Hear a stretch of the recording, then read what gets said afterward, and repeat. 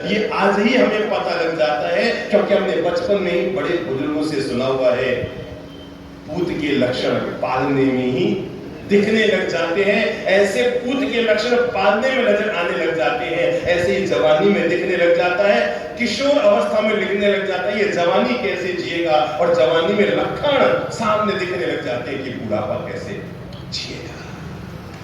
कहा होगा कभी किसी पति ने अपनी पत्नी को, अरे मेरे तो दूर दूर के रिश्ते आ रहे थे, पता नहीं तुझसे ही कर्म पूरा था।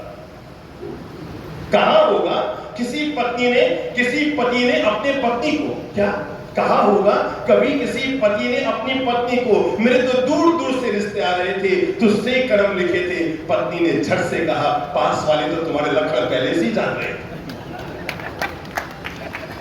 इंसान अगर अपनी जिंदगी में किसी चीज का अगर आदी होता है तो अपनी ही आदतों का आदी होता है। हमारा व्यवहार, हमारा स्वभाव, हमारे जीने के तौर तरीके, हमारी बोलचाल, हमारे औरों के साथ पेश आने का तरीका, ये सब हमारी अपनी आदतों पर निर्भर करता है। ये आदतें जब इंसान की अच्छी बन जाती है तो उन्हीं में से कभी कोई भगवान श्री महावीर बनता है। ये आदतें जब श्रेष्ठ बन जाती है तो इन्हीं में से कोई भगवान श्री राम और कृष्ण बनता है। ये आदतें जब अच्छी बन जाती है, इन्हीं में से कोई महावीर और बुद्ध बनता है। और यही आदतें जब इंसान के गलत रास्ते पर चली जाए, मेरे भाई, रावण और राम ये कोई अलग अलग इंसान नहीं है, अलग अलग रूप नहीं है। आदमी की आदतों का परिणाम है अच्छी और श्रेष्ठ आदतें, अच्छा और श्रेष्ठ स्वभाव, अच्छा और श्रेष्ठ चरित्र इंसान को राम बनाता है। और यही चीजें जब गलत राह पर चली जाए तो इंसान को रावण बनाता है। आपने देखा राम और रावण, खास बात क्या है दोनों की? राशि है। क्या है? अपन अगर ये कहें कि राशि के आधार पर आदमी का भविष्य तय किया जाता है, राशि के आधार पर नहीं होता, आदमी के आदतों के आधार पर होता है। राम की राशि भी वही, रावण की राशि भी रही। एक भगवान बन के पूजा जाता है और एक फूका जाता है। आखिर फर्क क्यों? किसका कारण? आदमी के चरित्र और आदमी के आदतों के कारण।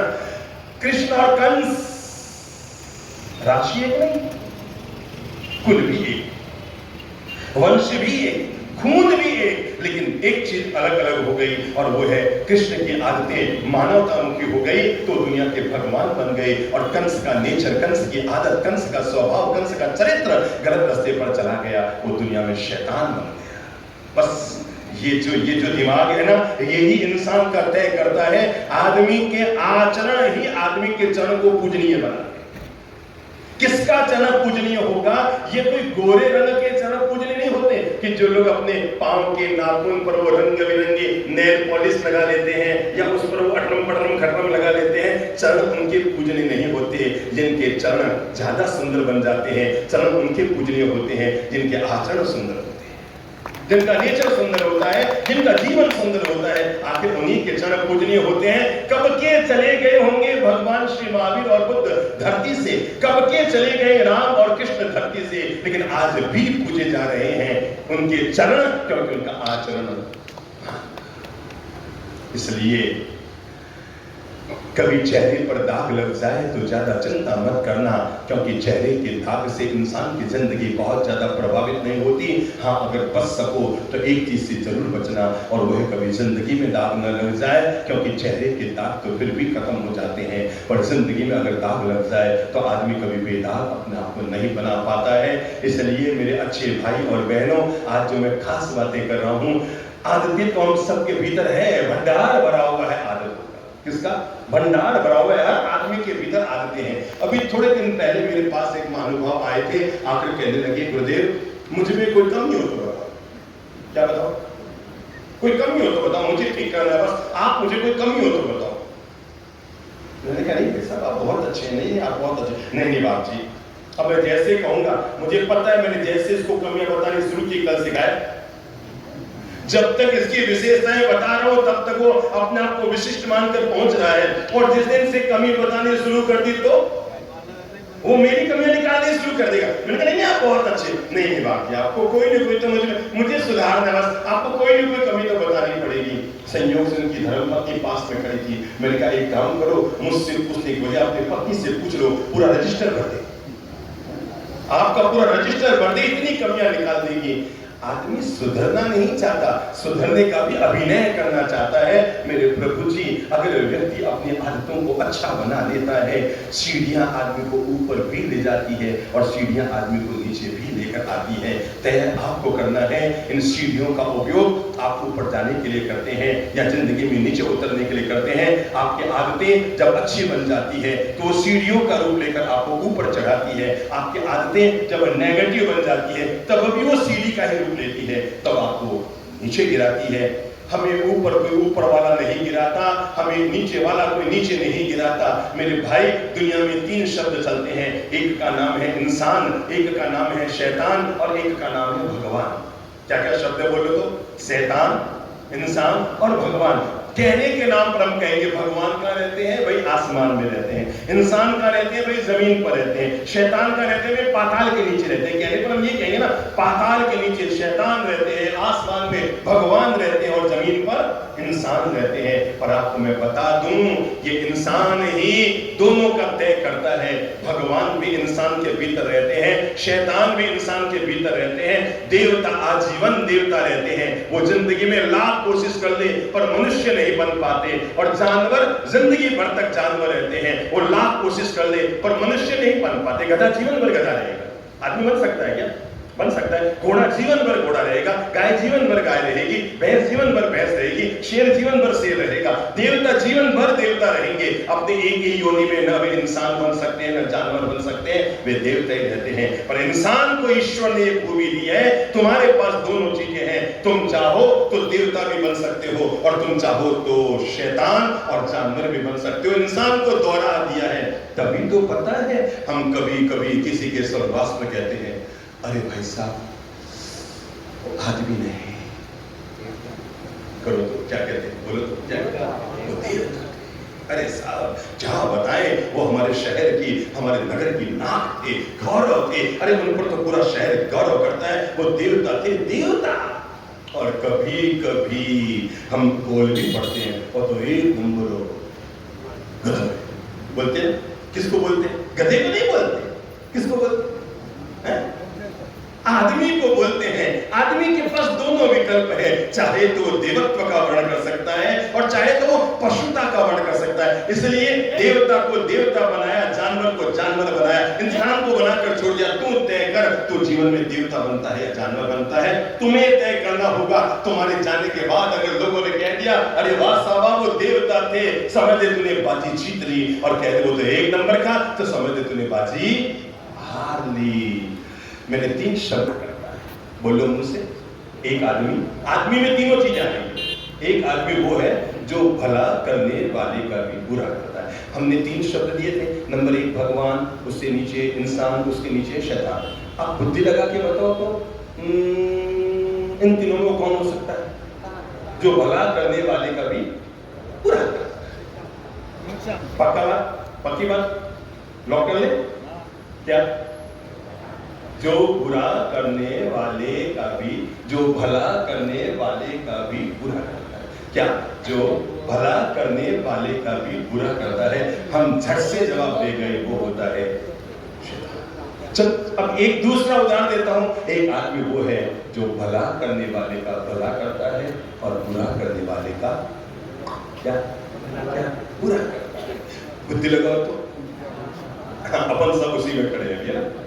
और एक आदमी वो है जो बुरा करने वाले का भी भला कर रहा है। जरा बुद्धि लगा के एक साथ जवाब देना, इन तीनों में वो कौन है? पता लगा? आपने बताया इंसान में कौन भगवान है, आपने बताया इंसान में कौन शैतान है। इसलिए आसमानी भगवान तो बाद में है, हर इंसान के भीतर कहीं भगवान छिपा है, कहीं शैतान छिपा है। आपको पता है समुद्र का जब मंथन हुआ था तो 2 चीजें, कई चीजें वहां पर पैदा हुई पर 2 खास चीजें पैदा हुई। और कहते हैं जहर समुद्र के मंथन से पैदा हुआ। पता नहीं? अब बताओ अमृत कहां से पैदा हुआ? मनुष्य का हृदय समुद्र की तरह है, जब हम अच्छी आदतें जीवन में जोड़ते हैं तो इसी जीवन में से अमृत पैदा होना शुरू हो जाता है, जिससे मानवता धन्य होती है, पूरा कुल और वंश गौरव करता है, समाज उसे सिर पर बैठा कर चलता है, पूरा देश उसे सब आंखों पर बैठाता है, क्योंकि उसने अपने जीवन को पॉजिटिव आदतों से जोड़ लिया, अच्छे विचार जीवन में ले लिए, अच्छे संस्कार जीवन में डाल लिए, अच्छे चरित्र का वो मालिक बन गया तो दुनिया में भगवान बनकर पूजा जाता है। और वहीं पर कोई इंसान जब गलत आदतों का शिकार हो जाए, जब गलत संस्कारों का मालिक बन जाए, जब गलत रास्ते पर चलना शुरू हो जाए, जब बुरी आदतों का शिकार हो जाता है, जब गलत नशे का जीवन में शिकार हो जाता है तो उसकी जिंदगी नरक बन जाती है। और हम उसी आदमी कहते हैं ये तो एक नंबर का शैतान का जीवन जीता है। मेरे भाई, हम कैसा बनेंगे ये तय करने का अधिकार किसी और के हाथ में नहीं है, ये तय करने का अधिकार हमारे हाथ में है। शहर में थे दो सगे भाई, मान जाए दो भाई थे,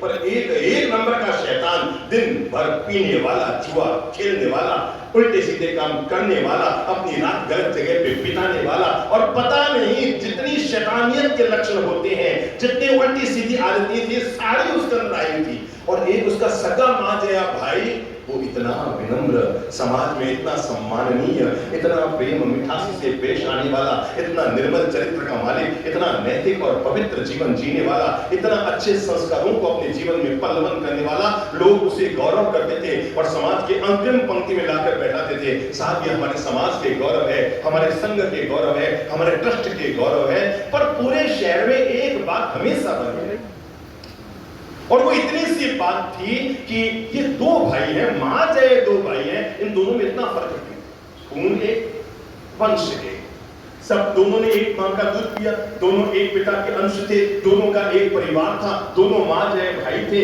एक जैसे संस्कार मिले, एक साथ रहे, एक साथ जिंदगी जिए। आखिर इन दोनों में फर्क क्यों आया? संयोग की बात थी, हमारा उस शहर में जाना हुआ और हमें भी पता लग गया थोड़े दिन के बाद में कि एक भाई तो ऐसा है गुरुदेव, रोज आपके सत्संग में भी आता है, जनहित के काम भी करता है, समाज कल्याण के काम भी करता है, मानवता के काम भी करता है। अरे इतना अच्छा जीवन जीता है, पूरा शहर उसे दिल का मानता है। पर एक उसका मां जया भाई, एक नंबर का जुआरी और पियक्कड़ और शब्द नहीं बोल सकते, इतनी नीची आदतों के साथ जीवन जी रहा है। गुरुदेव ये बात आज तक हम शहर वाले समझ नहीं पाए। एक दिन संयोग की बात, दोनों भाइयों का एक ही दिन हमारे पास आना हुआ। लोग पहले उसको लेकर आए जो गलत आदतों का शिकार था, तो हमने उसको पूछा भाई साहब ये आपके जीवन में गलत आदतें कैसे आई? तो उसने कहा मेरे बाप के कारण। समझे नहीं भाई, बाप के कारण, ठीक है जैसी मर्जी।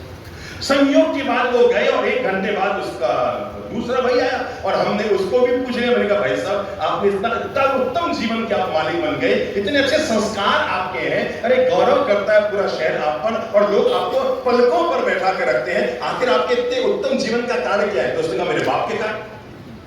हम तो और चौंक गए यार, एक ही बाप के बेटे दो, एक कहता है मैं सुधरा मेरे पिता के कारण और दूसरा कहता है मैं बिगड़ा अपने पिता के कारण।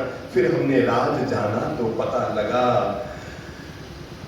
फिर एक भाई ने जिसके जीवन में गलत आदतें थी, उसने कहा साहब मुझे दोष मत दीजिए मेरी गलत आदतों का, क्योंकि मेरे पिता भी क्या थे? पीते थे। वो पिता कैसा पिता जो पीता भी है, वो पिता कैसा पिता जो पीता भी है। वो भला अपने आने वाली पीढ़ी को कौन से अच्छे संस्कार दे पाएगा जो पिता पी भी रहा है? तो कहने लगे हाँ जी मेरा इसमें कोई दोष नहीं है, मेरे पिता भी पीते थे, वो भी जुआ खेलते थे, मेरी मां की पिटाई करते थे, जब देखो हम बच्चों को मारते कूटते रहते थे। ये सब संस्कार तो मैंने अपने पिता से ही पाए। हमें भी लगा बात तो सही है, अगर पिता गलत राह पर जाने वाला होगा तो बेटा भी गलत राह पर अपने आप चला जाएगा। और हम फिर नहीं समझ पाए कि यार ये कोई दूसरा वाला कोई बोल दिया हुआ है कि क्या है कि क्या नहीं है। संयोग की बात अब समझना बात की गहराई से, जब थोड़ी देर बाद वो दूसरे भाई का आना हुआ और हमने उनसे पूछा भाई साहब एक बात बताओ, ये आपने हमें ये तो कह दिया पिता के कारण, पर हम समझ नहीं पा रहे आप इतने अच्छे इंसान पिता के कारण कैसे बने? कहने लगे बाप जी मेरे पिता पिया करते। अब समझना बात, किसने कहा ये बात? किसने कहा? उस संस्कारशील, उस नैतिक, उस ईमानदारी, उस पवित्रता से जीने वाले व्यक्ति ने हमसे कहा कि मेरे पिता पियक्कड़ थे, मेरी मां पर बहुत हाथ उठाते थे, जुआ भी खेलते थे, गलत राहों पर भी चलते थे। बाप जी, अपने पिता को बचपन में देख देख कर मैंने संकल्प ले लिया था, कम से कम मैं इन बुरी आदतों का शिकार नहीं बनूंगा। जब मैं बड़ा बनूंगा तो अच्छे इंसान बनने की कोशिश करूंगा। मेरे पिता मेरे वंश को भले ही कलंकित कर जाए, पर मैं वापस अपने वंश के गौरव को ऊपर उठाने की कोशिश करूंगा। बाप जी, मैंने बचपन में ये मानसिक संकल्प कर लिया था, मैं नैतिक और पवित्र राहों पर चलूंगा। मेरे भाई, जिंदगी में याद रखना, अंधेरा की कोई कीमत नहीं होती और अंधेरे की कोई उम्र नहीं होती। इसलिए अंधेरी राहों पर जिंदगी में अपने कदम कभी मत बढ़ाना, क्योंकि अंधेरे की कोई कीमत भी नहीं होती और अंधेरे का कोई भविष्य भी नहीं होता, अंधेरे का वर्तमान भी नहीं होता और अंधेरा ज्यादा देर टिक भी नहीं पाता। अरे कितना भी घनघोर अंधेरा हो कक्ष में, उसको भागने में 1 सेकंड लगता है। जैसे ही आप तीली जलाएंगे कि अंधेरा वहां से भाग जाएगा। इसलिए अंधेरे की कोई औकात नहीं होती। जिंदगी में अंधेरा तो किसी भी आदमी की जिंदगी में आ सकता है, पर कभी किसी सदगुरु का सानिध्य जीवन में मिलता है, कभी कोई ज्ञानी गुरु जीवन में आते हैं, कभी कोई जीने की कला का पाठ पढ़ाने वाले संत हमारे जीवन में आते हैं और ज्ञान के उजाले की एक मोमबत्ती या तुली जला देते हैं और जीवन का अंधेरा अपने आप भाग जाया करता है। कैसे बताएं आपको? अरे यहाँ पर तो क्या कुछ लोगों ने नॉनवेज या और किस चीज छोड़ी होगी। लोग बेचारे सदन के बारे खड़े ना हो पाए और दिन में कम से कम 10 लोग हमारे पास आए होंगे। बाप जी, हम भी छोड़ रहे हैं। बाप जी, हमने कहा वहां के हिम्मत नहीं हो पा रही 10 लोगों के बीच में, पर मन बना के निकले थे हम इस चीज का त्याग कर रहे हैं।